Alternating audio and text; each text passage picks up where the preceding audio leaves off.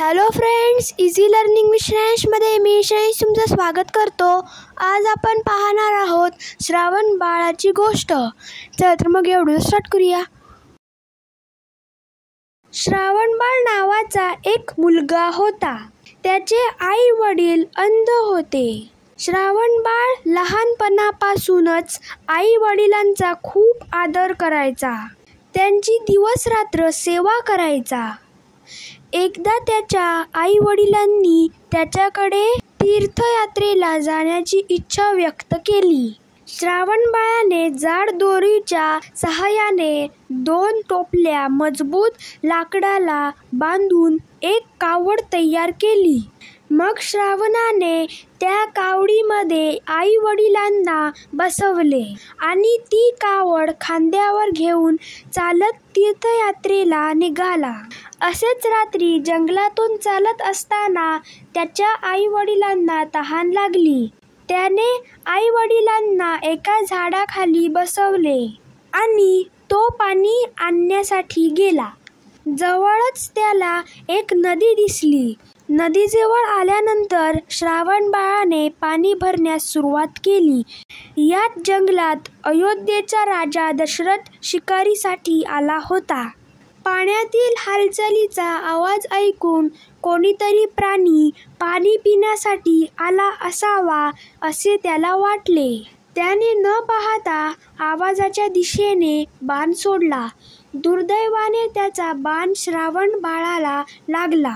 राजा दशरथ आपली शिकार पाहण्यासाठी गेला तेव्हा त्याने पाहिले श्रावण बाळाच्या छातीमध्ये बाण लागला होता। राजा दशरथ लगेच श्रावण बाळाजवळ गेला आणि म्हणाला, "आपण कोण आहात? माझ्याकडून खूप मोठी चूक झाली। मला क्षमा करा। इथे कोणी माणूस असेल याची मला अजिबात कल्पना नव्हती." श्रावण बाळ क्षीण आवाजात म्हणाला, "माझे नाव श्रावण। मी आता मरणार। जवळच एका झाडाखाली माझे म्हातारे आई वडील आहेत। ते अंध आहेत। त्यांना फार तहान लागली आहे। कृपा करून त्यांना पाणी नेऊन द्या." एवढे बोलून श्रावणाने प्राण सोडला। राजा दशरथ पाणी घेऊन श्रावणाच्या आई वडिलांकडे गेला, परंतु त्याला बोलण्याचा धीर होईना। श्रावणाचे वडील म्हणाले, "बाळा, एवढा उशीर का केलास? तू बोलत का नाहीस?" दशरथ राजा म्हणाला, "मी तुमचा श्रावण नाही। मी अयोध्येचा राजा दशरथ आहे। माझ्या हातून श्रावण चुकून मारला गेला।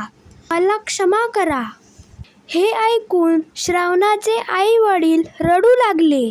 ते म्हणाले, "आमचा लाडका श्रावण आम्हाला या कावडीतून तीर्थयात्रेला नेत होता। श्रावण म्हणजे आमचा प्राण होता। दशरथा, आमच्या श्रावणाला तू ठार मारलंस। आता पुत्रशोकाने आम्ही दोघेही मरणार। मी तुला शाप देतो की तू सुद्धा पुत्रशोकाने मरशील." मग त्या वृद्ध आई वडिलांनी श्रावण बाळ श्रावण बाळ असे म्हणत प्राण सोडले।